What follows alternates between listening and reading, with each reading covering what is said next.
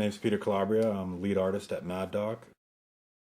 That's typically the role of the lead artist, to hold the vision of the game, and just make sure everything's a coherent look and it follows through from concept to completion of the game, making sure everything works well together, which is sometimes really hard to do, especially in a game of this scope when you've got many different areas and different regions that you have to still have them all have the same feel, whatever timeline they're in. I really just kind of fell into it. I've got a background in illustration.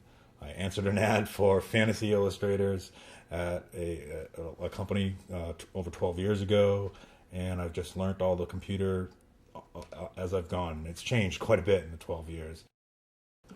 The biggest challenge for art would definitely be working within the constraints of the game engine. There's always a trade-off between polygon, texture size, and animation, and trying to get the art as nice as we can get it within those constraints. We've got a lot of buildings, a lot of things, and that all goes against the memory. Everything's fighting for that same bit of memory, so that's the challenge.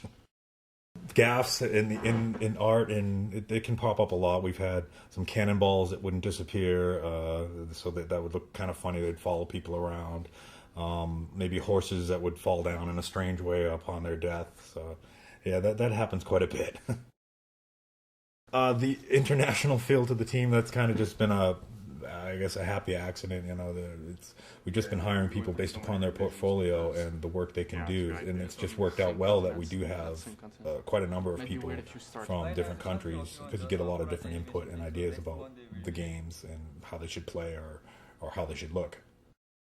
One of the interesting and unique aspects of it is the weather, which is mostly a programming feature added in as far as the light changes and what happens. Art-wise, it can be a little tricky because all of the buildings had to have a texture set that would work with snow, so the snow could appear during the winter seasons. The other aspects would be the special effects of the rain, the dust storms, which are more particle effects that play on the screen.